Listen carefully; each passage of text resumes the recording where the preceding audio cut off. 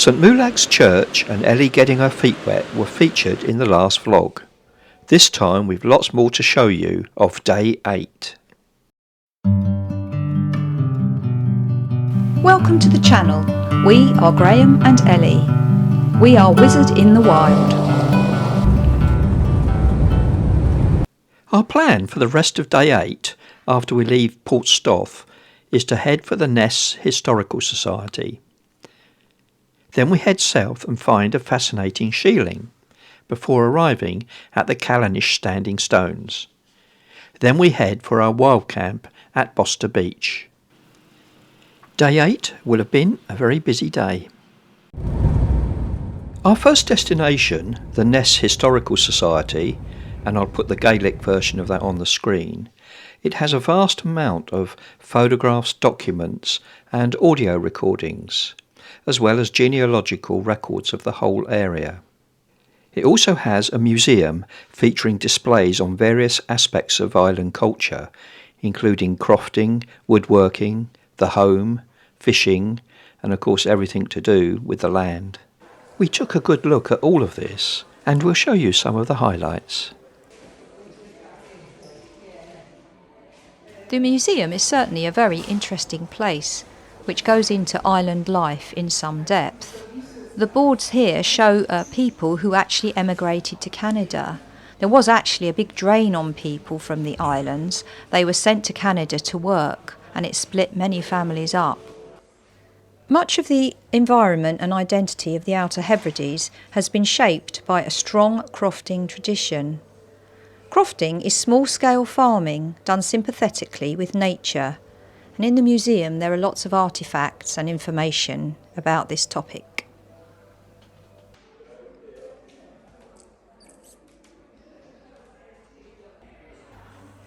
Religion is a very important part of island community life.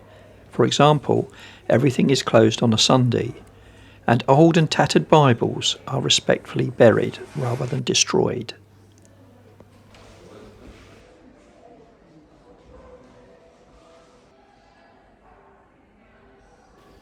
There were so many interesting things to see here, and of course some terrible tragedies, such as the sinking of this ship.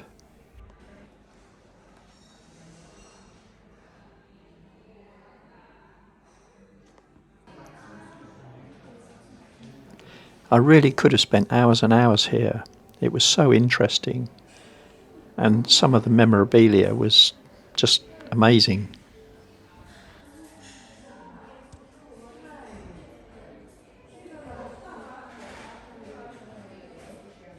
The next 1.5 minutes of video may contain graphic content that some viewers will find upsetting.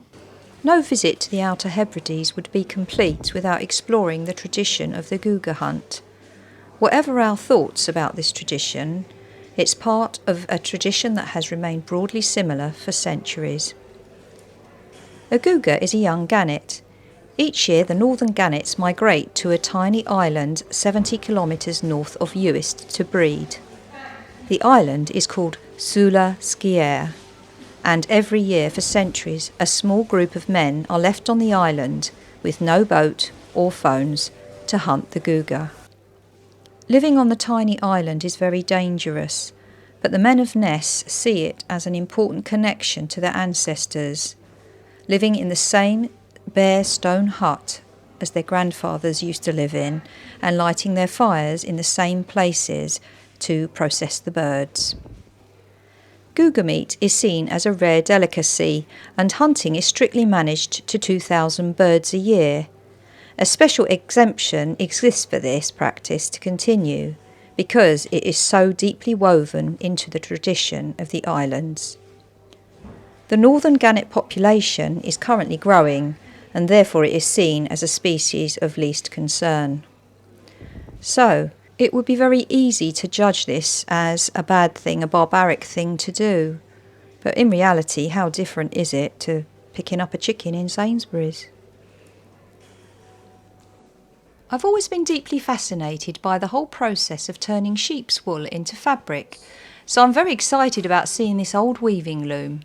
It was used to weave tweed, a rough and hard-wearing woolen fabric, once worn by farmers. Tweed originated in the Highlands of Scotland in the 19th century. Harris tweed has to be produced on the islands and is still authenticated by the Harris Tweed Authority today. I wonder how many yards of tweed this old girl has produced over her lifetime. This cross is from the Isle of North Rona. Can you see the naked man? The 3 holes represent the Holy Trinity.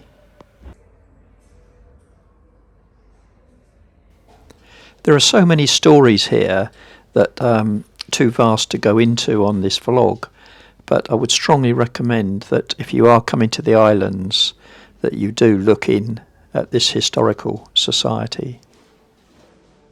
And they do have a cafe here, but as Ellie and I were going in one at a time, we didn't use it. Time to get back to Merlin.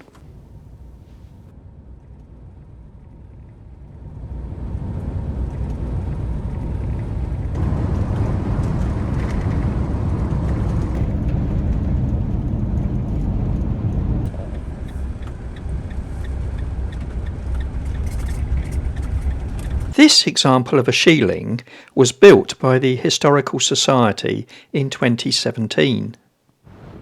Shielings were built on shieling land, which was used for grazing cattle in the summer months, hence the name shieling huts. They were usually occupied from May until September. The women and children would often spend the summer at the shielings, tending the cattle and making cheese and butter. They would also cut peat for fuel. Usually there would be a single doorway facing away from the prevailing wind, although some shieling huts such as this one do have 2 doors opposite each other. Furniture built into the shieling huts included stone or turf beds covered with heather, turf seats and cupboards and niches built into the stone wall. This reconstruction is beautifully done, and people are encouraged to come in and even handle the artefacts. They even had scratching stones for the use of cattle and sheep, although I'm not quite sure what this was used for. If anybody does know, answers in the comments please. Right, back on the road, and the next stop is the Callanish standing stones and the visitor centre there.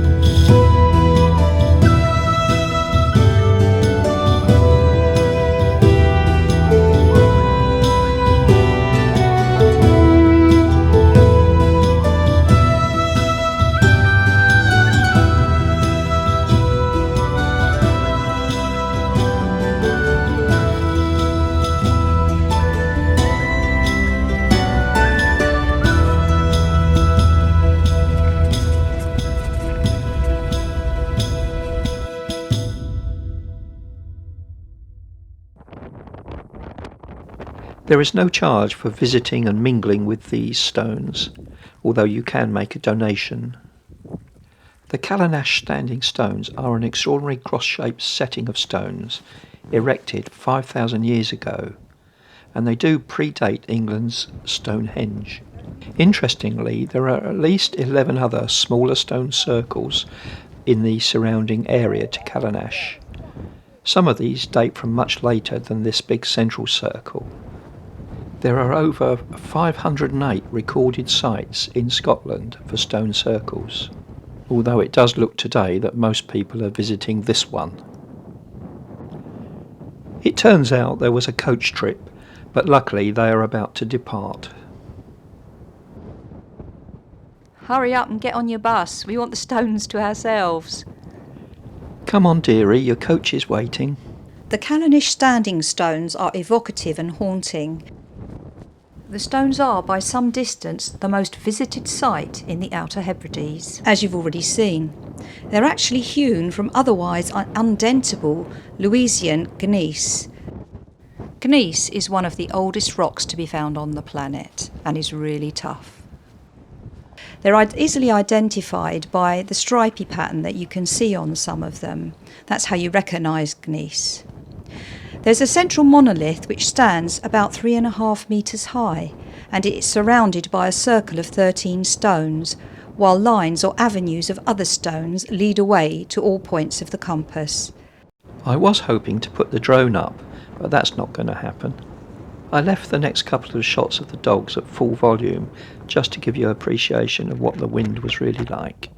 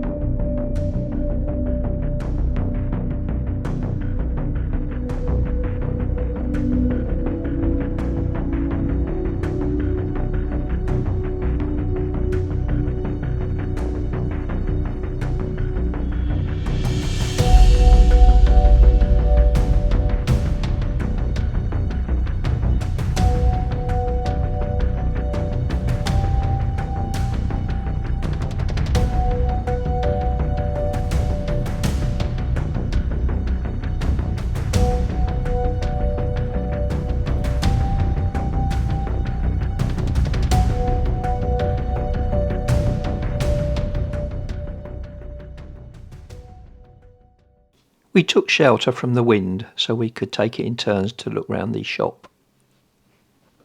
Very blowy here today. I'm sitting in this gazebo thing. The dogs are not impressed. Graham's just gone for a look round the visitor centre. Poor Luna's shaking. Oh, it's all right, Lou. It won't fall on you. They're not sure at all. Even the dog bowls are epic here.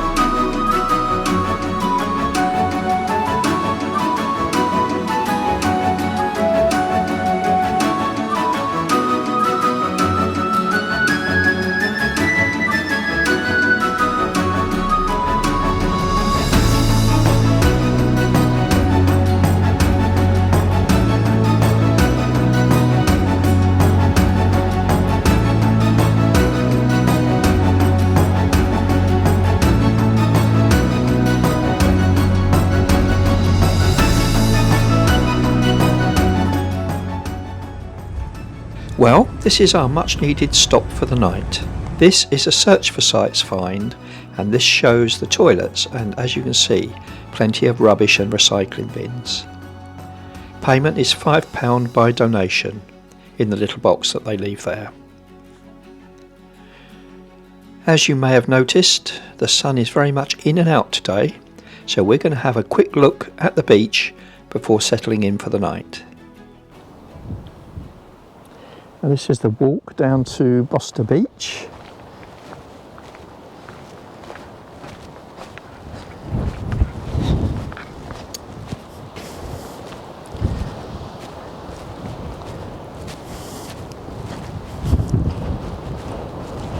Well, this looks rather nice.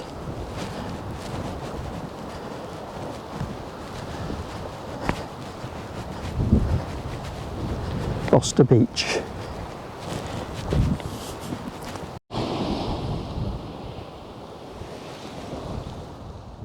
Oh, this seems to be the most crowded beach we've been on so far.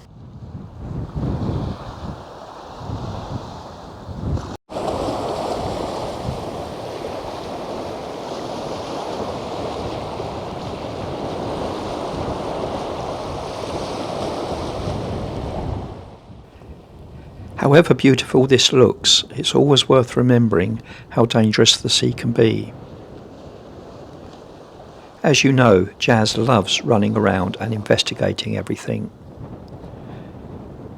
Well, she reached this rock just as the sea had retreated.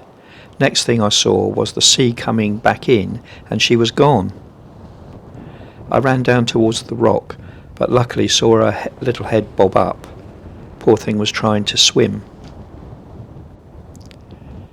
And then as the sea retreated, I could see that it was dragging her out, but luckily the sea went out and she regained her footing on the sand and came back up out of the water. Quite a frightening moment. She just shook herself off and ran off up the beach to find Mummy, and left me traumatised. And no, I didn't film it.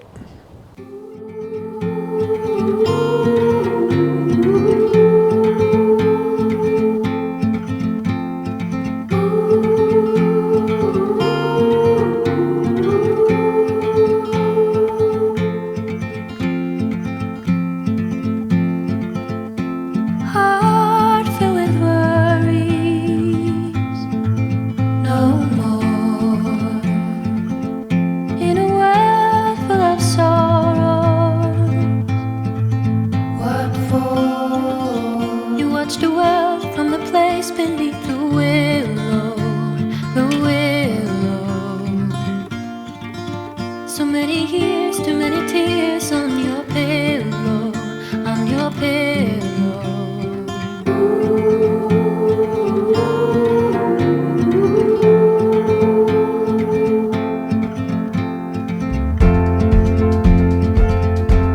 Out of the darkness,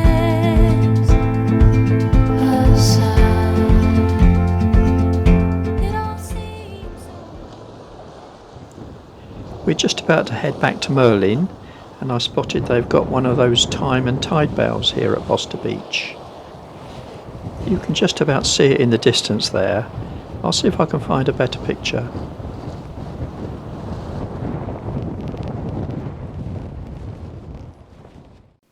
Well, that was a lovely walk, and even the sun came out for us.